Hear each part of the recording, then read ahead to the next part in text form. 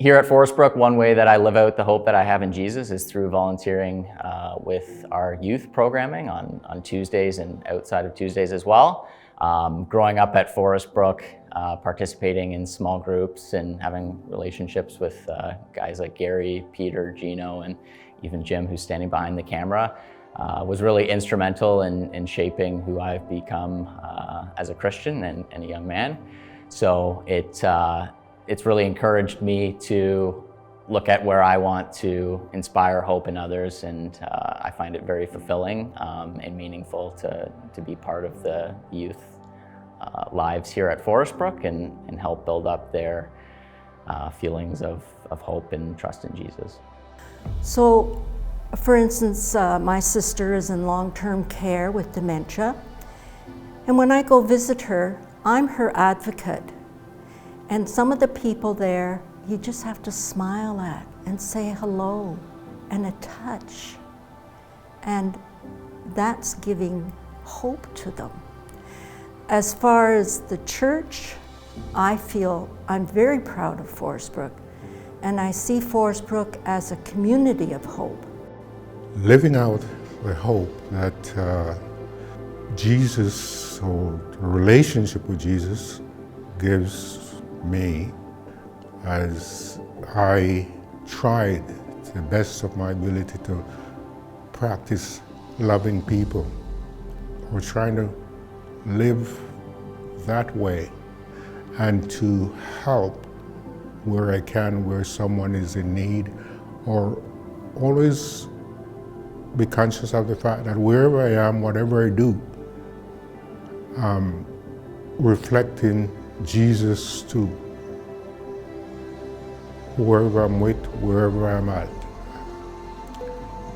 And that's how I try to live my life. I don't, one of those people, I don't always try to be in the forefront but I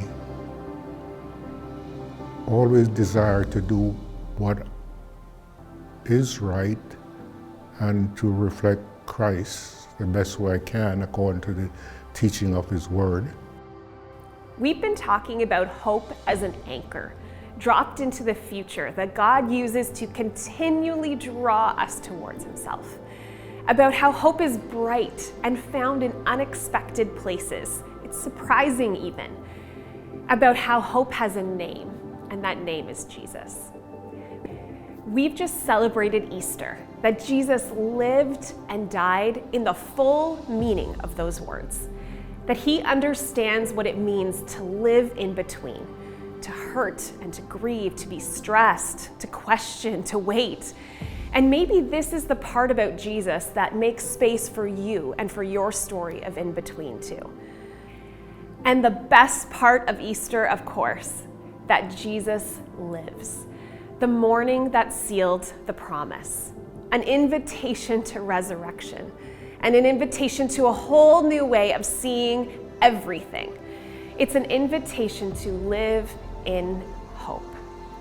And the promise of the kingdom actually doesn't promise us that everything will be okay right now. It promises that God is working to restore all the things one day. So how do you live in the hope you have in Jesus? Or in other words, how do we get to participate in the hope of the kingdom, the restoring and reconciling and renewing of all things?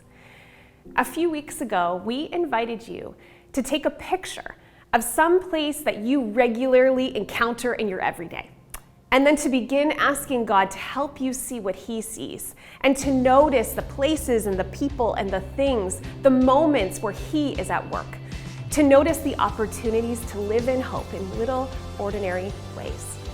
So this week, will you head out to that same spot and take another picture? I hope that you still have the original saved somewhere, and if you do, take a look at them both side by side together. Notice what has changed and notice what stayed the same. What jumps out at you? What do you see? Maybe it's some new buds growing on trees or a little less of that white stuff on the ground. Or maybe it looks generally the same, but this time something new is highlighted for you. Pay attention to that thing.